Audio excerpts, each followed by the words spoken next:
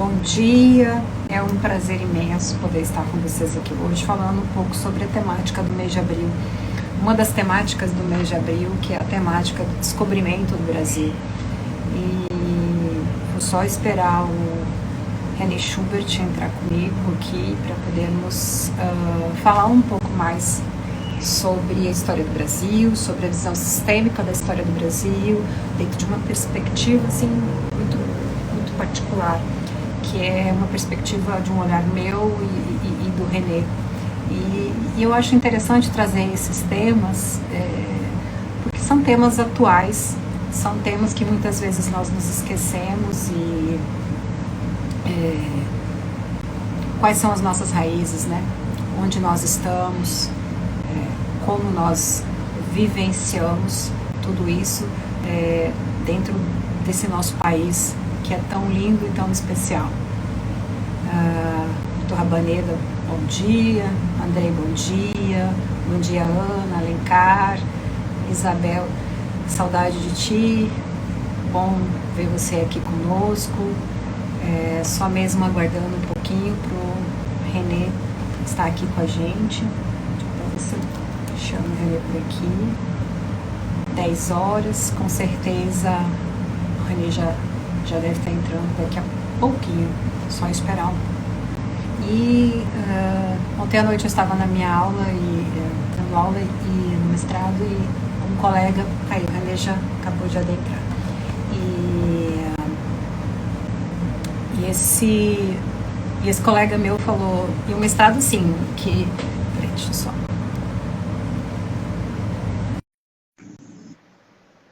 Bom dia, Carissa, bom dia, mediação da aba, Mato Grosso. Obrigado por estar conosco. Bom dia, René, tudo bem? Quanto tempo?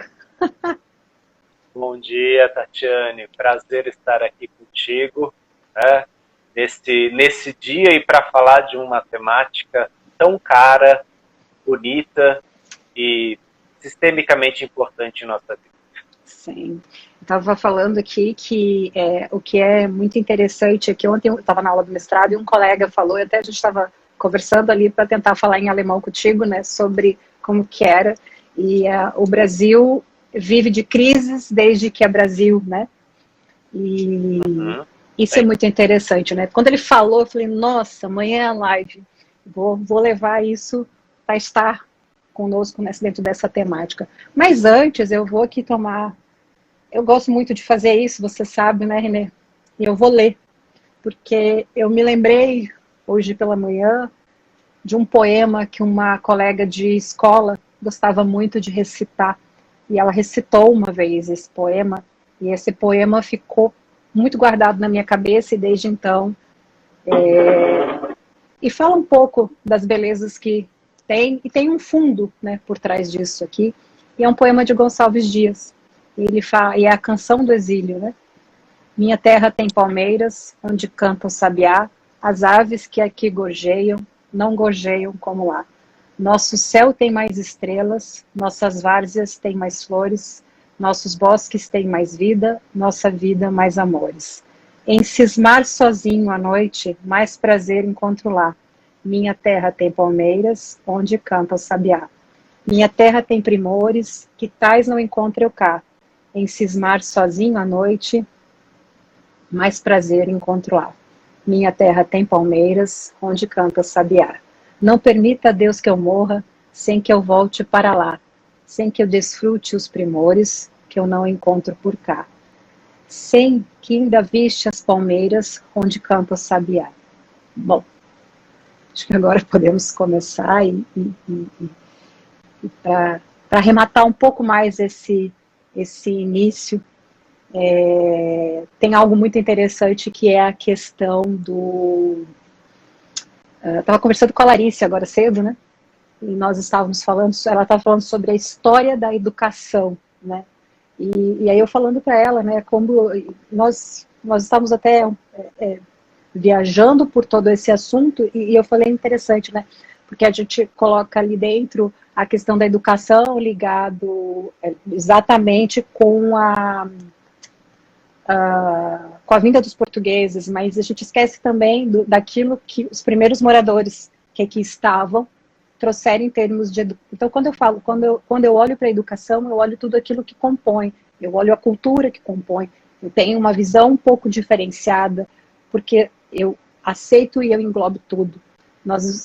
Eu acho que nós vivemos hoje num momento, e é um movimento natural do ser humano, de ele tentar colocar aquilo que para ele é mais confortável.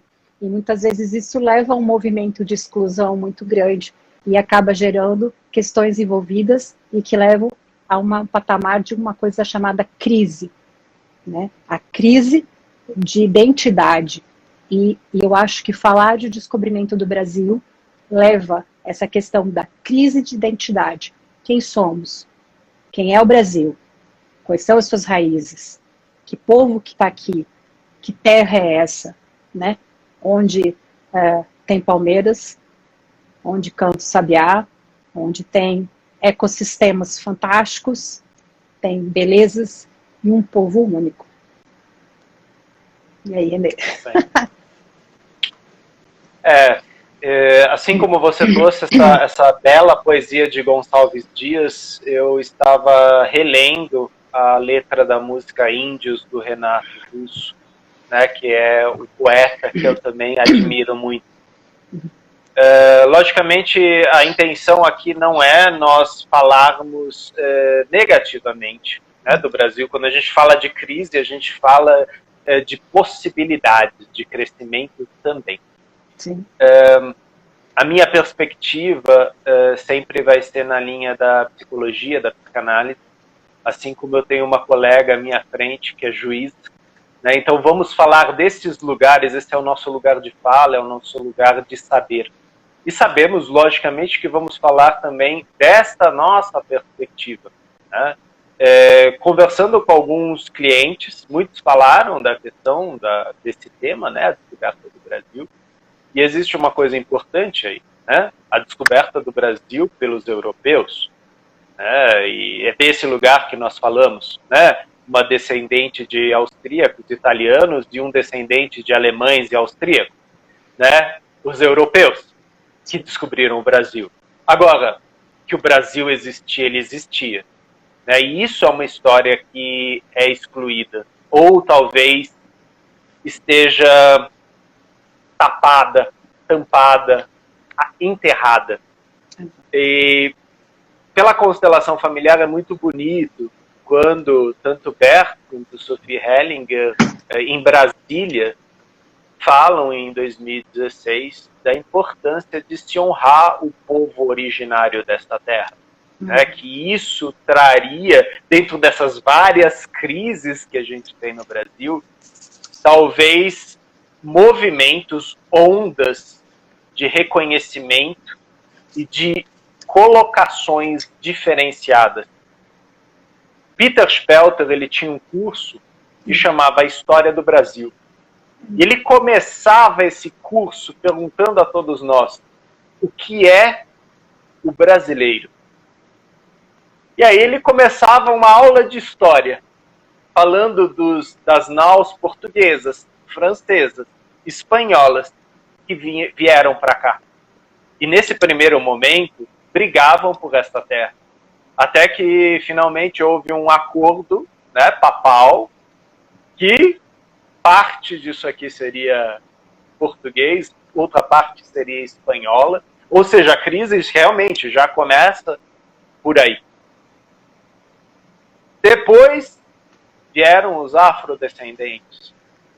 Depois, muito depois, outros imigrantes começaram a cair. Então, são várias ondas. E Peter perguntava, quem é o brasileiro? O brasileiro é o índio? O índio já estava aqui. Aliás, a palavra índio é complicada porque o índio não mora nas Índias. Né? Esse foi o nome que ele recebeu. Né? O nativo brasileiro já estava aqui antes do Brasil. Qual seria o nome dele? Né? Os que vieram depois foram nomeados depois. Mas quem é o brasileiro? E essa pergunta fica em aberta.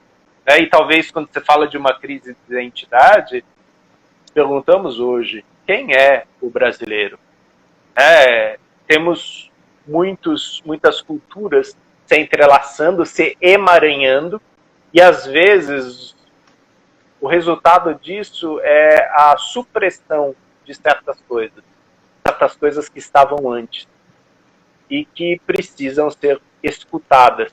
E aí sim, falamos dos nossos nativos, falamos dos primeiros que pisaram aqui da Europa, que não foram, digamos, administradores, mas foram pessoas que procuravam uma nova terra, e afrodescendentes, e assim por diante. E antes de você fazer um adendo, eu só vou contar um pequeno trecho que aconteceu lá na Alemanha. Isso foi em 2015, Matias e eu, na parte de cima do treinamento, conversando. Estávamos falando em português. E chegou uma pessoa, ela falou, nossa, que língua que vocês estão falando? E a gente falou, a gente está falando português, né? E aí ele olhou e falou, pô, mas Matias, você está fazendo inglês, mas eu sei que você é alemão. E esse rapaz eu não conheço. Aí o Matias falou, não, ele é brasileiro. Ele está fazendo a tradução para os brasileiros em português. E o cara me olhou e falou, nossa, eu achei que você fosse o tradutor russo. Tem uma cara de russo. Aí o Matias riu e falou, a barba. Ele não tem... também. Aí o Matias riu e ele falou, ele não tem cara de brasileiro, né? E o cara, exatamente. E aí a gente perguntou, e como que é a cara do brasileiro? Exato. Boa. Aí a gente apontou lá para embaixo no treinamento, estávamos em 50 brasileiros. Me aponta, onde estão os brasileiros? O cara, não sei. Porque o brasileiro tem é muitas caras. Exato. E tem muita gente no treinamento na Alemanha, brasileiro, que você olha e fala assim, você é brasileiro, né? Será que aquele ali é brasileiro? Não é brasileiro, né? O brasileiro tem muitas caras, né? Isso é uma grande verdade. A Valéria colocou aqui em cima, né, que os negros perderam a identidade de seus sobrenomes porque foram excluídos pelos senhores de escravos. Valéria, pela história que a gente sabe, como os negros vieram, né? Que existia uma disputa na África dos povos, né? E muitas vezes as guerras que haviam faziam com que até em Angola teve, eu não me lembro o nome da pessoa agora, mas é uma pessoa que eles colocam que é muito importante, é uma mulher muito importante que esteve à frente desse gerenciamento de uma fase muito importante nessa história de Angola. E eu fui ler um pouco, porque eu faço parte de uma associação internacional de mulheres juízas. Então nós temos juízas do mundo inteiro, e uma reunião a cada 2 anos, nos mais diversos lugares do mundo, e nós temos a possibilidade de nos congregarmos. E quando eu fui na última vez, foi em Buenos Aires, quando eu consegui ir, ia ser na Nova Zelândia, aí a pandemia bagunçou um pouco, eles querem fazer online, e eu não me senti chamada a estar junto nessa questão online, que para mim esses congressos, eles funcionam justamente por eu conseguir entrar em contato com as outras pessoas presencialmente. Então eu vou esperar um pouco mais para poder estar juntos. Mas, enfim, e essa angolana que esteve junto com a gente, o interessante é que ela sentou conosco, né? E aí ela trouxe exatamente a história dessa mulher. E aí um dia eu estava conversando com várias pessoas, e numa rede social, e aí uma dessas pessoas trouxe exatamente a figura dessa mulher e falou novamente. E aí eu fui pesquisar. Quando eu pesquisei, eu vi que muitas guerras foram feitas, guerras internas entre povos, dentro da África mesmo, entre grandes tribos, entre grandes... E aí os perdedores eram colocados e entregues para saírem de lá. Então, a crise de identidade, eu acho que parte muito do ser humano, e aí eu vou bem longe, né? Eu saio do Brasil e já vou, né, de onde nós viemos e quem nós somos. Mas se nós pararmos, né, e olharmos para o Brasil, focarmos dentro do Brasil, eu acho que é uma boa hora de olharmos para todos, né? Para todos. E para ver, eu não consegui fazer esse curso do Peter, né? Mas era uma coisa assim que me fascinava, porque história me fascina, né, desde muito jovem, me fascina. E me fascina por quê? Porque a nossa história, contam-se as coisas nossas, né, e contam-se histórias riquíssimas, não só aquilo que vem, mas aquilo que vem dentro das nossas famílias, né. E você estava falando sobre, eu estava até, quando eu estava falando com a Larissa hoje de manhã, nós estávamos falando sobre a visão que nós passamos a ter quando nós temos essa pontuação da visão diferenciada que nos trazem as constelações familiares. Brasília, por exemplo, agora que você me trouxe a memória, foi exatamente o lugar onde eu te conheci, né? Foi exatamente nesse local onde eu vi a Sofia e o Bert pela primeira vez, pessoalmente. E onde se trouxeram os índios, né? Que quando foi lá no museu, lá em Brasília, e eles trouxeram os índios para que estivessem juntos, né, junto com a Isabela Oliveira, né, que eu acho que foi a organizadora na época do evento, lá em Brasília. Então foi um evento muito bonito e um evento que trouxe, assim, muita coisa para todos nós, né. Para mim foi a abertura de uma porta, né, que trouxe aí muitas outras coisas para a minha vida enquanto pessoa e uma visão tanto quanto diferente, completamente dentro da má consciência da visão tradicional das pessoas. Ali, ó, o Andrei falou. Aí o Andrei falou que morou em Angola 1 ano, que eles têm uma admiração pelo Brasil. Essa juíza angolana, ela sentava na nossa mesa, ela é uma pessoa extremamente carinhosa, amorosa. Realmente eles devem ser, os que eu conheço são incríveis, né? E é interessante, né? Você falou da questão afrodescendente, isso aparece muito naquele filme 12 anos de escravidão, né? E Laurentino Gomes recentemente escreveu o primeiro volume chamado Escravidão, né? Onde ele fala desse processo, inclusive desse processo de perda do nome e sobrenome, né? Você perdia o seu locus, o lugar onde você estava, você era vendido. E muitas vezes, bom, você perdia logicamente todos os seus direitos, né, inclusive cidadania, humanidade, né, você era tratado como uma coisa, e a cada senhor de escravos que você entrava, você recebia um novo nome. Então muitas vezes, quando chegava aqui no Brasil, ainda trocava algumas vezes de nome, e a pessoa não tinha mais registro, exatamente, ela tinha uma desorientação espaço-temporal nominal de quem ela era, né? Porque imagina, né? Atravessar o oceano, isso aqui é uma terra nova e você não sabia onde você estava, né? Ou como você estava. Isso aconteceu tanto da Europa, África e toda a América, né? Porque esse processo de escravidão envolveu a América como um todo, né? E é um dos povos que também precisa ser olhado nessa perspectiva histórica, né, nessa perspectiva de honrar aquilo que foi, porque aquele que compreende o passado se localiza melhor no presente, né? E isso é um ponto que acontece muito quando a gente está no campo sistêmico. Qual que é a história daquele lugar? Bert Hellinger, sempre quando chegava a uma cidade, isso eu percebi que a doutora Ursula Frank também fazia, se ela tinha um seminário à noite, tinha um seminário no dia seguinte, ela conversava com os locais. Ela pedia para falar um pouco do local. Como que é aquele local? Quais que são os festejos, as tradições, para você ter alguns traços do signo daquilo lá, né? De como que aquilo lá se mostra. E aqui no Brasil, dependendo da região onde você vai, muda muito, né? Porque a forma, né, da colonização também muda bastante, né? Então, entrando novamente naquilo que você falou, Tati, sim, a crise se dá desde a descoberta pelos europeus. Sim. E, na verdade, as pessoas vieram para cá em crise. E essa marca talvez permaneça. Crise de identidade. Quem somos nós?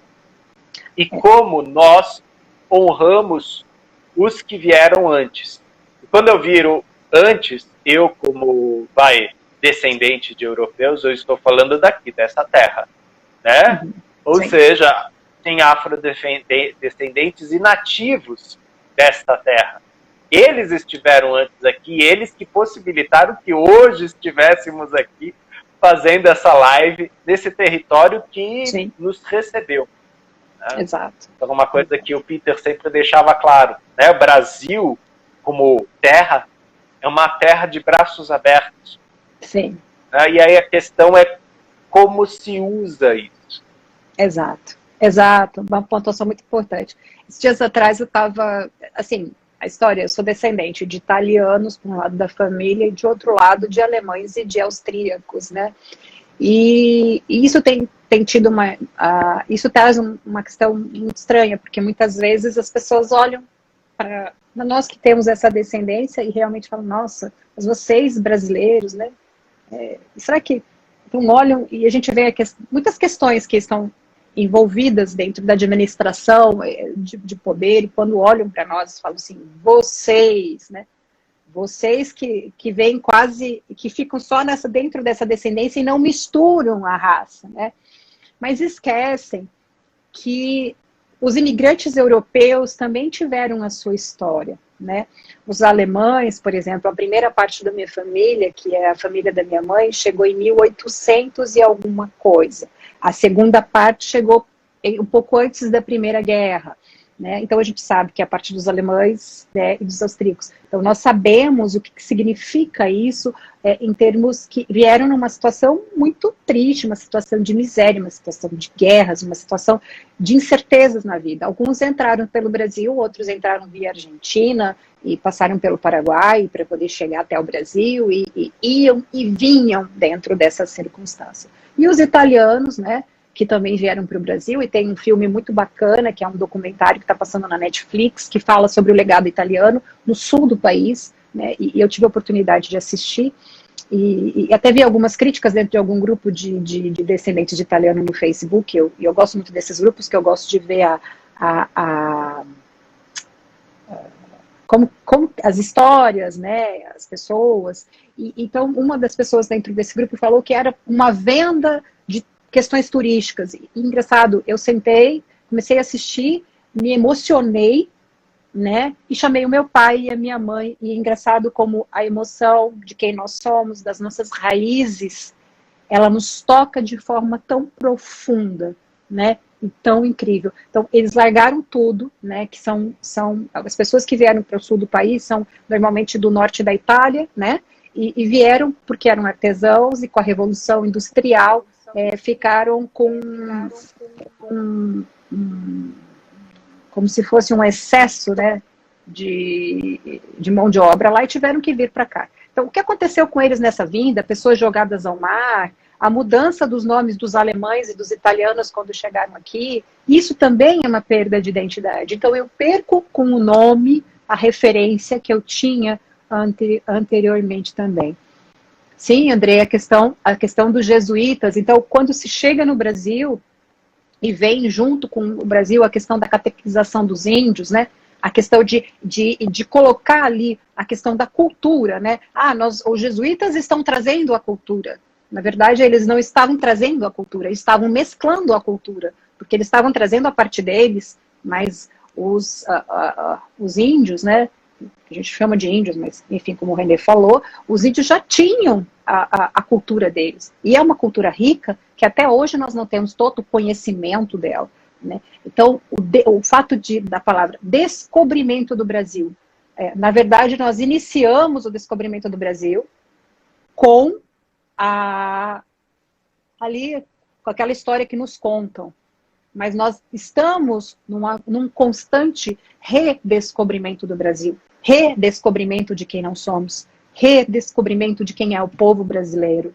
E é incrível como ainda estamos na fase de desconstrução de pequenas coisas para reconstrução de outras. E isso é muito importante, essa visão é muito importante para nós criarmos um povo, construirmos um povo, porque nós somos muito jovens ainda, nós somos uma nação muito jovem, um povo forte, que a gente pode passar aí para os nossos filhos, para que elas, e quem não tem os filhos, mas que nós possamos passar adiante, né, a visualização de um povo muito rico, muito especial, com todas as características e com tudo aquilo que o forma, né. E acho que eu estou até falando bastantinho, mas eu vou só complementar.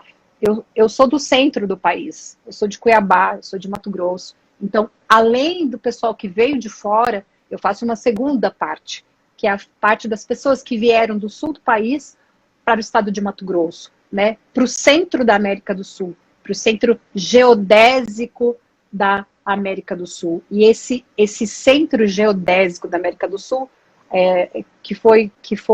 que tem ali a proximidade com o Tratado de Tordesilhas, né, e na formação também da questão territorial brasileira, e o que a gente tem? Nós temos bandeirantes que vieram aqui à procura de ouro, e que instalaram e formaram uma vila, e o centro-oeste do país, especificamente o estado de Mato Grosso, que na época era Mato Grosso e Mato Grosso do Sul, não existe Mato Grosso do Norte, existe Mato Grosso e Mato Grosso do Sul, que era um grande Mato Grosso até 1977, 79, e que começou, que foi a divisão do estado. Então, e o quanto que isso tem, né? Quantas culturas vieram para cá? Hoje nós somos um estado que produz muito, né? Mas nós só produzimos muito porque, né, existe esse conglomerado de pessoas. Mas, por um outro lado, também, nós temos problemas gerados exatamente por esse excesso de crescimento sem a devida organização. Então, existe uma crise, mas essa crise precisa existir para que nós possamos continuar crescendo dentro de uma identidade, né, criar uma identidade que possa trazer um desenvolvimento sustentável. Aí vai me perguntar, mas o que a constelação familiar tem a ver com isso tudo? Tudo. Tem tudo a ver com a nossa origem, né? Nós estamos sempre conectados ou desconectados de nossa origem. Quando eu falo desconectado, muitas vezes é uma repressão ou uma exclusão, né? Logicamente, se a gente está vivo, a gente está conectado. Mas muitas vezes a gente se cega para esta origem e também para as consequências desta origem, né? Porque nós somos filhos, né, dessa antiga origem, e sim, muitos do que nós colhemos hoje tem a ver com movimentos que aconteceram lá atrás, né? E sim, somos herdeiros disso. Somos herdeiros de uma terra muito bela e uma terra que em muitos aspectos foi sangrada, né? E nós sabemos o quanto o conflito causa reverberações nas comunidades. E quando eu falo de comunidades, as várias comunidades que nós temos aqui no Brasil, nessa terra. Uma coisa que chama atenção nesse título que a gente deu, né, o descobrimento do Brasil, nós, europeus, brancos, descobrimos o Brasil e cobrimos o Brasil totalmente. Eu me pergunto hoje o que os nativos descobriram de nós. Se eles tiveram como descobrir alguma coisa, né? Porque o movimento realmente foi eurocêntrico, né? Foi de lá para cá. E a questão é, o que foi descoberto dos nativos, né? E aqui, não que eu esteja falando que algo esteja errado, as coisas são como são. Como são, exato. E terão suas consequências também. Exato. Mas eu me pergunto realmente, o que foi descoberto também do lado de cá, para isso que veio do além-mar, né? E veio forte. Assim como veio forte aqui, veio forte lá nos Estados Unidos, veio forte no Canadá. Na Austrália. Na Austrália. O que eu acho muito interessante entre Estados Unidos e Canadá, que estão do lado, né? É como no Canadá você tem índios e nos Estados Unidos não. Né? Como foi diferente a forma, né? Foram tratados os nativos locais. Exato. E como a diferença nossa aqui também, e a diferença também na Austrália, né? Então você tem nativos em todos esses países, e a diferença dessa integração com eles, né? Como é. E a questão também É verdade, André. A história quase sempre é contada apenas de um lado. Por isso que é importante essa visualização, né? De se abrir, né? De se abrir, porque, na verdade, o Brasil é um de braços abertos, acolheu muitos e ainda acolhe a muitos, né? Nós tivemos ainda aí a chegada de haitianos, de venezuelanos, né, que são a nova onda migratória. A própria Europa teve isso também nas questões das pessoas ali do norte da África, dos países que entraram ali por questões, e são desafios que nós temos, né? São desafios que ainda nós vivenciamos na redescoberta e no descobrimento diário do Brasil. E nós vimos isso muito dentro de todos os nossos sistemas.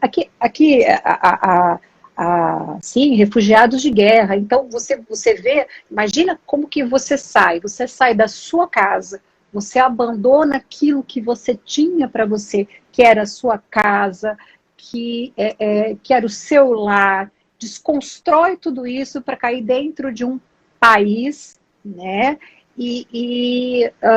Para tentar reconstruir a sua vida, né? Numa cultura diferente, com pessoas diferentes, e que são decorrentes de imigração, e ainda assim, né, como que casar com isso? Recentemente, aqui em Cuiabá, teve um episódio num ônibus, onde um senhor foi extremamente indelicado e grosseiro e proferiu palavrões contra os haitianos, né? E isso demonstra exatamente que nós não mudamos ainda aquela velha visão lá de trás, que vieram com os portugueses, né? E que isso veio. Mas aí se pergunta, quem de Portugal veio para o Brasil? Qual é a história e aonde se encaixa isso tudo? Então, a família real veio, fugida de Napoleão, para se resguardar no Brasil, criou toda uma história, mas esqueceu do mais importante, de se integrar à verdadeira história e ao povo que aqui estava, né, René? Sim. A questão de uma divisão de classes, ela existe desde o começo, né? Então, isso é uma outra coisa que é muito interessante na história do Brasil.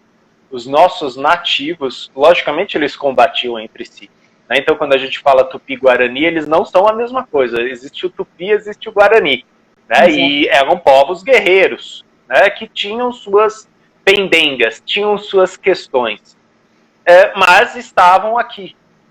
Só que a forma como eles lidavam com a terra, Brasil, não era a forma que depois o europeu trouxe, né? O europeu veio para cá com uma noção de título, né, que trazia da monarquia.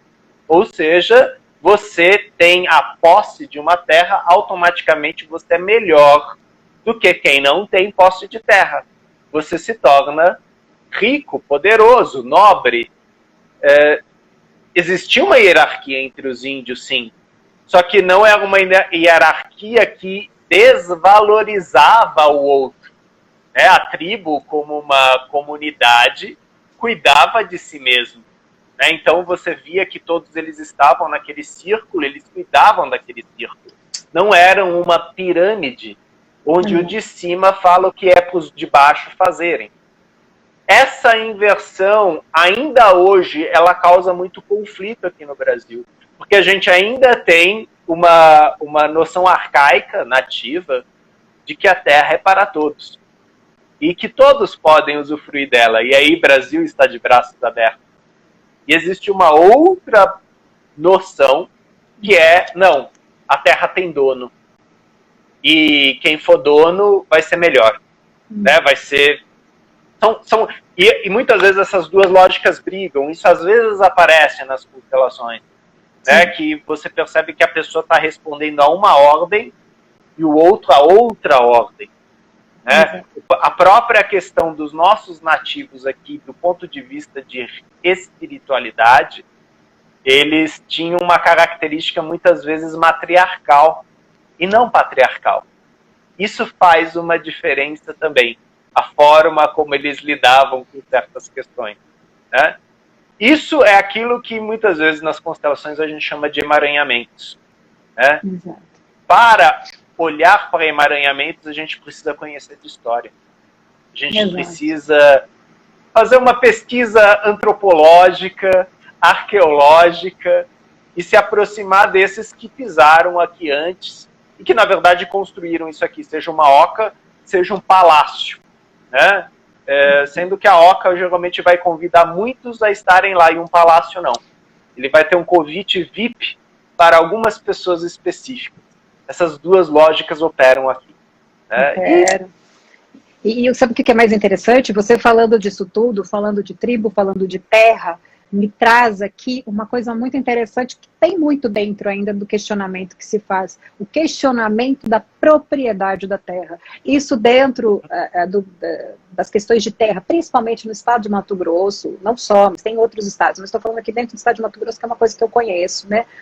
E ainda existe muito. Mas se você for um pouco mais adiante, você traz à tona questões que, com certeza, quem não é da área do direito já ouviu falar, que é a questão da demarcação de terras indígenas, que é a questão de programas de reassentamentos de pessoas. Então, a questão da propriedade ainda inflama muito o povo brasileiro, inflama muito, porque se questiona muito, tanto as grandes propriedades, isso eu falo mais uma vez, aqui não é crítica para nada, que a visão é uma visão sem tomar partido de absolutamente nada, né? Isso é bastante importante que seja bem frisado. Nós somente estamos olhando, né, algo que acontece dentro do Brasil. É um olhar para tudo, né, sem questionar absolutamente nada, porque a visão que nós temos é aquilo é como tem que ser e como é. Né? Aquilo que se apresenta nesse momento. Né? E é isso que a gente tão somente traz à tona. Mas há uma questão importante, que essa questão exatamente da terra, ela existe.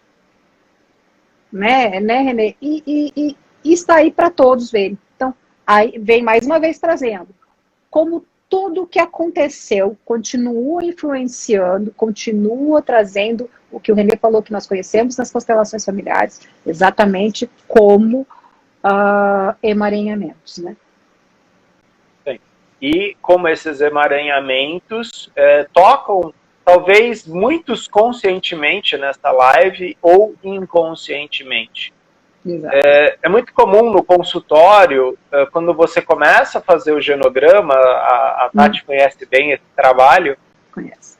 Quando você começa a ligar os fios da sua família, os fios ancestrais da sua família, você começa a entender escolhas no presente. Você percebe que, na verdade, você está honrando. Você tem uma lealdade ainda antiga, às vezes, com o antepassado que você nem sabia ao certo a história. Mas que a partir do momento que você começa a fazer um estudo de heráldica, de ancestralidade, árvore genealógica, você começa a pontuar certas coisas.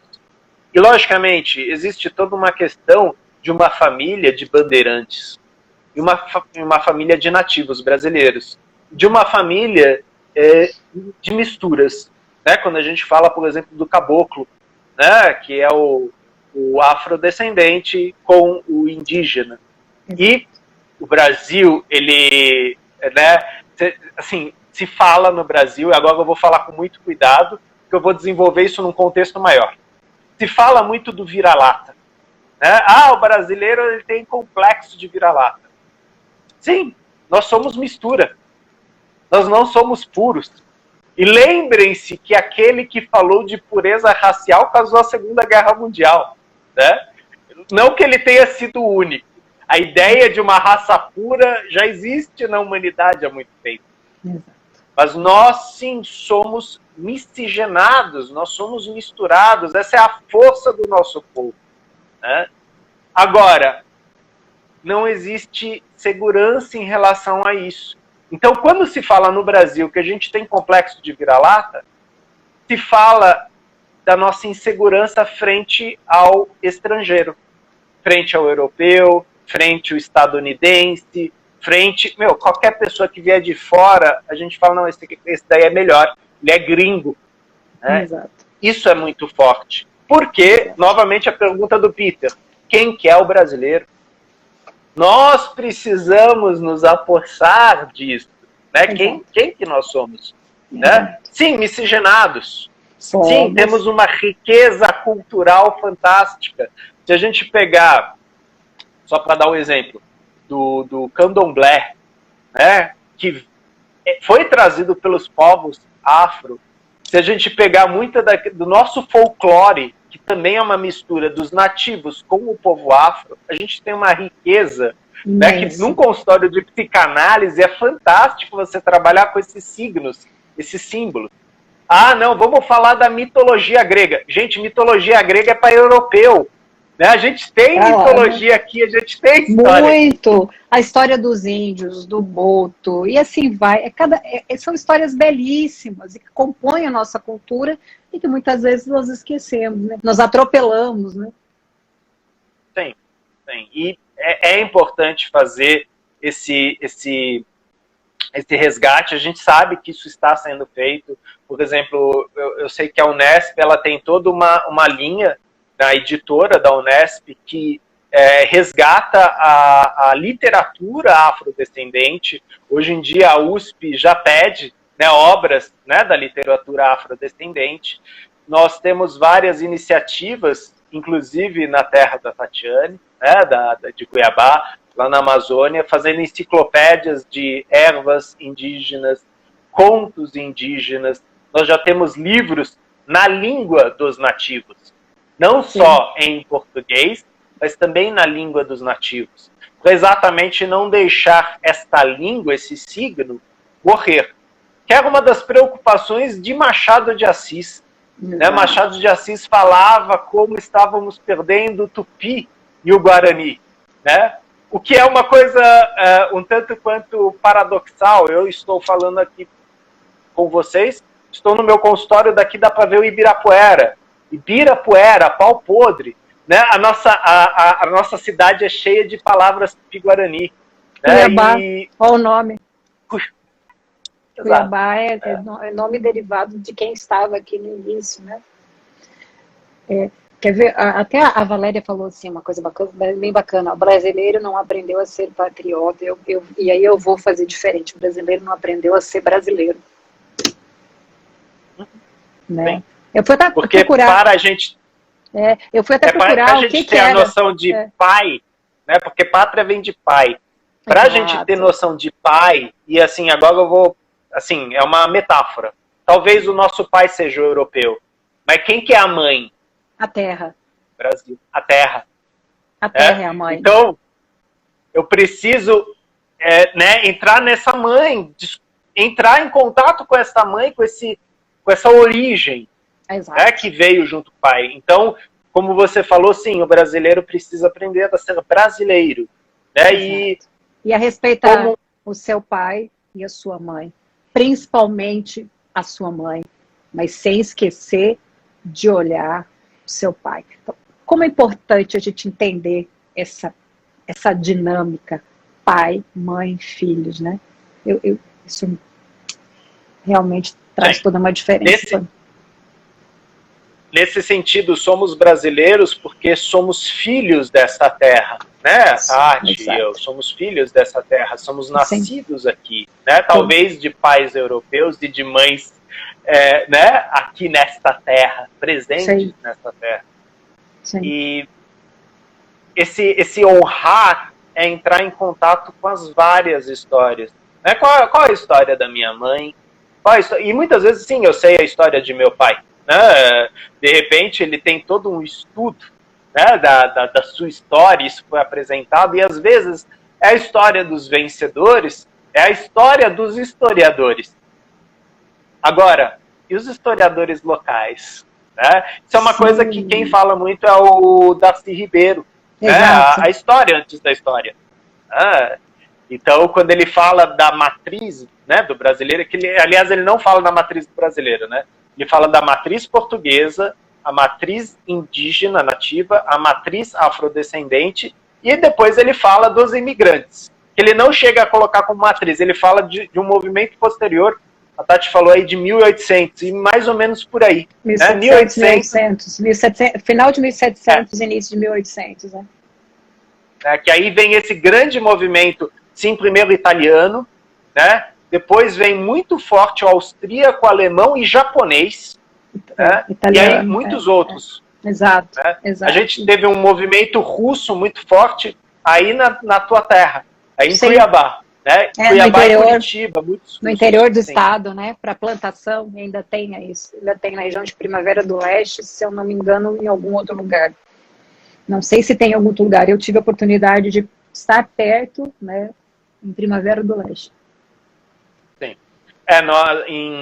Em Curitiba nós temos uma forte presença também, né? Temos alguns estados.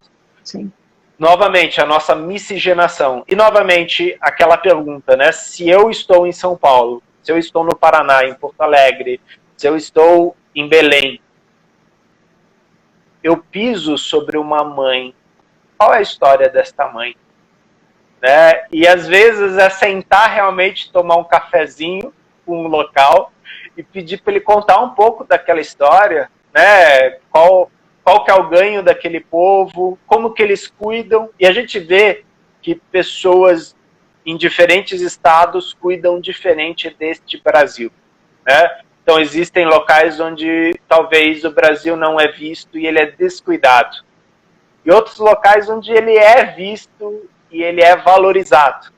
Exato. Isso tem a ver com a minha casa, né? Se eu jogo lixo aqui no meu quarto, bom, é meu quarto, eu vou dormir nele, eu habito ele, né? A consequência é sobre mim mesmo. E a nossa terra é um pouco assim. Como eu trato ela, ela vai me tratar também. Exato, exato. Como eu trato ela, ela vai me tratar. E aí é que a gente olha exatamente as grandes problemáticas que nós temos. A gente vê questões de problemas simples, que aparentemente não tem nada a ver com a história passada, mas que na verdade tem tudo a ver com a história passada e com o reconhecimento e sabermos exatamente onde nós temos. Nós temos uma questão que aconteceu de grandes queimadas, de produção até desrespeitosa, de um questionamento de países fora com relação as nossas questões ambientais. E isso vem muito casado com um questionamento também sobre soberania, né? Soberania do Brasil, né? Soberania nacional. E isso tem a ver tudo com quem nós somos, né? Como é que nós vamos poder falar de um país, falar do que se desenvolve, sem comparar com o que acontece lá fora, se nós não conhecemos a nossa própria história, se nós não respeitamos a nossa própria história. Começa na cidade onde eu moro, que é a minha casa, é a minha terra, é onde eu estou, né? E vai passando por tantos outros momentos. Então, a questão da respeitabilidade por mim mesmo e pelo lugar onde eu escolhi morar, né? Construir raízes, compartilhar a minha vida com as outras pessoas. E isso é muito importante. Eu tenho um orgulho muito grande, sabe? Da minha origem cuiabana, né? Tanto que quando você veio aqui, né, Renê, nós fomos ali comer exatamente aquilo que para mim é a melhor comida do mundo, que é num restaurante que é o Regionalíssimo, né, e que eu gosto muito. Então é uma comida muito simples, é uma comida local, mas faz parte da minha terra. Eu falo minha terra porque eu tenho orgulho. As pessoas às vezes olham a cor da minha pele. Meu cabelo agora está escuro, mas eu estava loira um tempo atrás, então eu falo, mas você é cuiabana? Sim, sou cuiabana, eu nasci em Cuiabá, né? E tenho um orgulho muito grande dessa terra, né? Eu vi isso aqui crescer, cresceu dentro do meu olhar, né? De 1974, eu não tenho nenhum problema de falar a minha idade, 1974 até hoje, o boom desse estado, né? Um boom de crescimento. Então, eu tenho muito orgulho de tudo aqui que eu tenho. E também tenho um respeito muito grande de onde eu vim, né? Das minhas raízes italianas, das minhas raízes italianas que definem a cor do meu cabelo, a cor dos meus olhos, da minha raiz alemã, né? Da minha raiz austríaca, e como meu coração bate quando eu chego nesses lugares de onde vem a minha família. E isso era uma coisa que o Bert trazia muito pra gente, né? esse respeito a cada lugar, a cada povo, a cada história, e como isso influencia quem nós somos enquanto pessoa, quem nós somos, todos os povos que vieram de fora, todas as pessoas, os imigrantes que vieram, pode ter certeza que dentro de cada um deles tem um orgulho muito grande de ser quem eles são, e isso também precisa ser respeitado.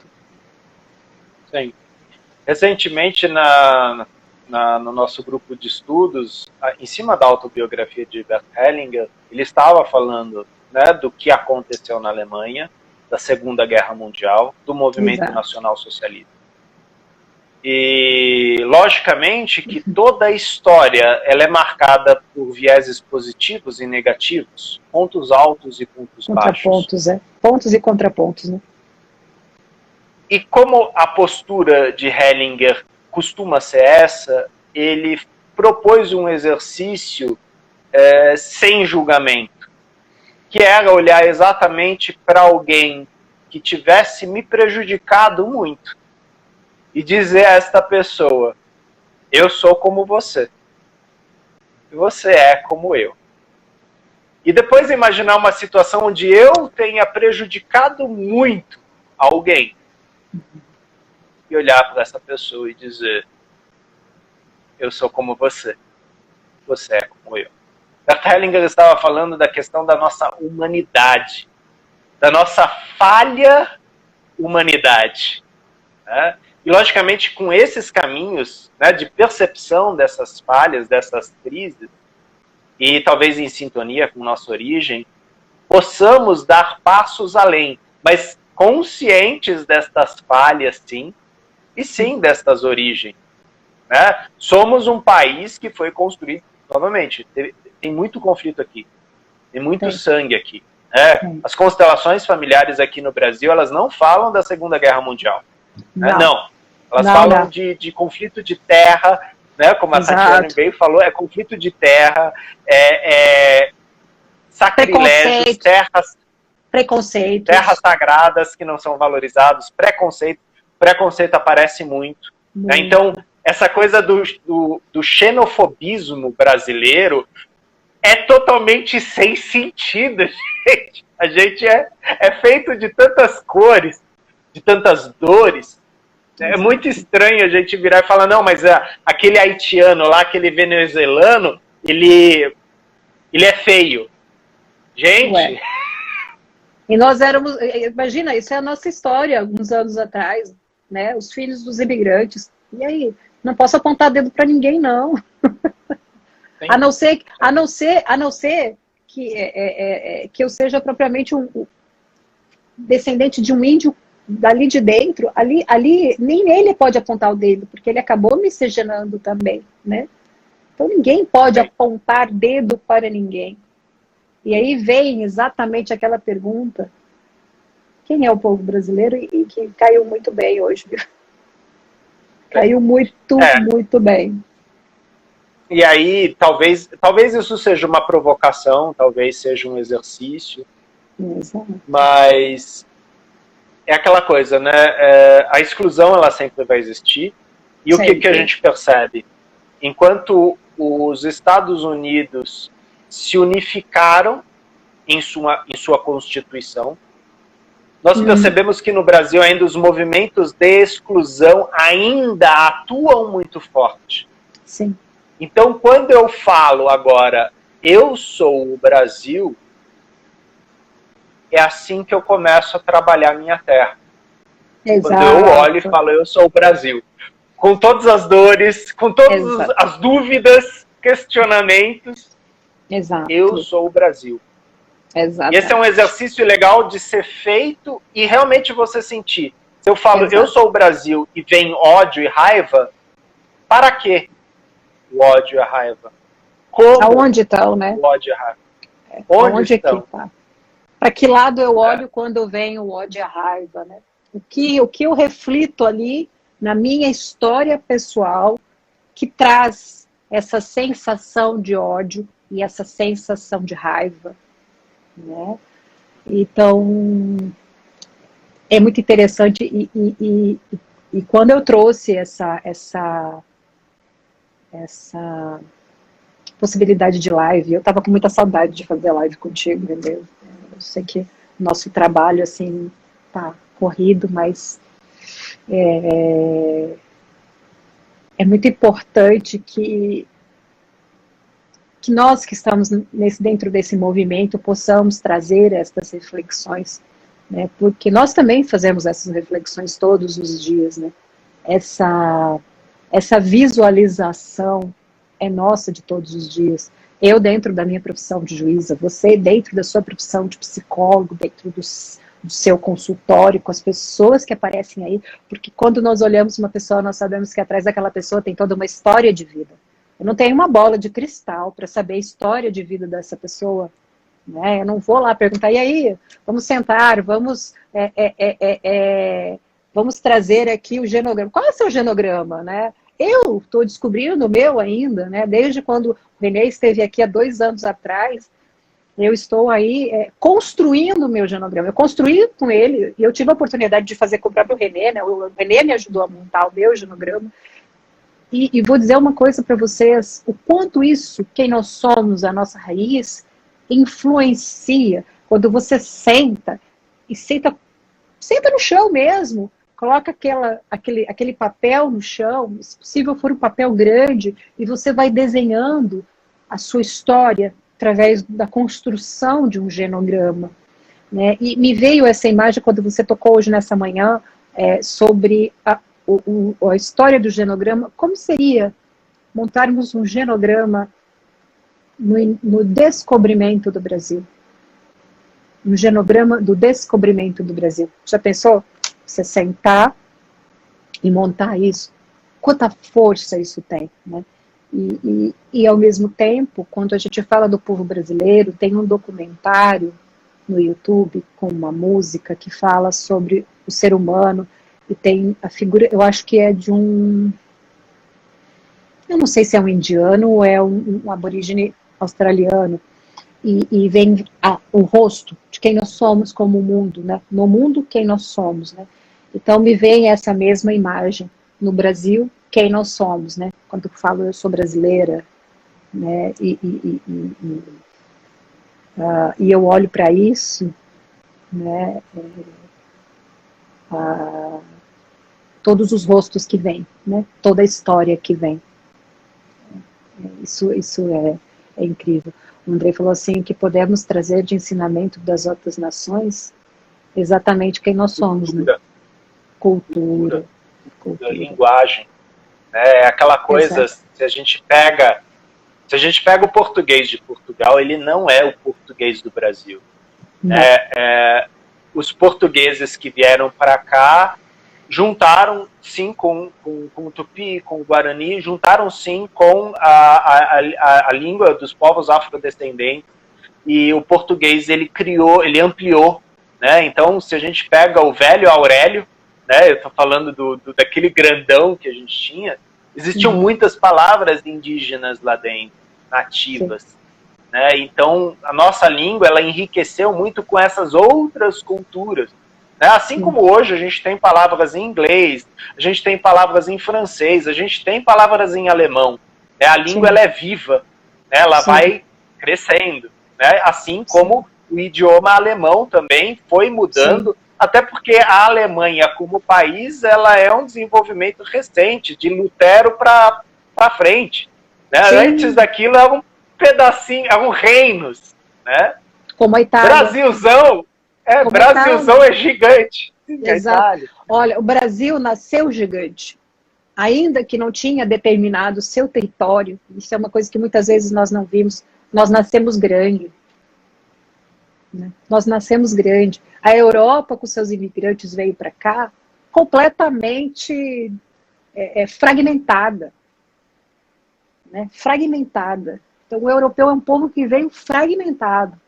Que precisou acontecerem as guerras e algumas guerras e revoluções culturais, políticas, para que eles conseguissem ter a formatação que hoje tem, e ainda nós temos fragmentações, né? Quando nós falamos de alguns países e algumas regiões dentro da Europa que resolveram se desfragmentar novamente. Então a história é viva, ela pulsa dia a dia, como um coração que fica ali batendo e bombeando sangue para o restante do corpo, né? E fica aquele pulsar. A história está sempre viva e ela sempre continua, querendo ou não querendo, nós tendo um movimento contrário, mas ela continua e ela vai indo. E o importante de se olhar para a nossa raiz, e fica pulsando aqui, quem nós somos, de onde viemos, a história da nossa mãe, terra, a história do nosso pai, imigração, é para a gente entender um pouco mais do que está acontecendo. Não é voltar e olhar para o passado e viver o que muitas vezes nós, povo brasileiro, vivemos, que é fazer um movimento que eu vou fazer até agora. Ó. Esse movimento assim, ó, Renê, ó, virar para cá. E esquecer que a história está para frente, para ser construída. Eu não preciso culpar o Brasil pelo que está lá atrás. É olhar o que aconteceu lá atrás e falar, eu posso construir algo diferente. Eu posso, dentro desse conflito que existe, trazer uma nova visão. Né? Não me amarrar com correntes presa a um passado de muitas dores, de muitos dissabores, mas também de muitas conquistas. E isso é importante. Então, isso para mim fica muito, para mim, aquela história do coração pulsando. E assim que eu vejo exatamente todo o movimento, e nós estamos falando de Brasil, né? Mas todo o movimento da humanidade. Okay. Nesse sentido, agora eu vou fazer referência a um sábio brasileiro, né, que vale a pena, Chico Xavier, né? Ele fala que assim, não adianta, o passado já foi. Não há o que se fazer. Mas você pode olhar para o passado e, a partir do que você aprendeu com o passado, mudar teu presente e criar um novo futuro. Exato. Acho que fica isso, né, dentro do que você falou. Né? Passado como lugar de referência, não de permanência.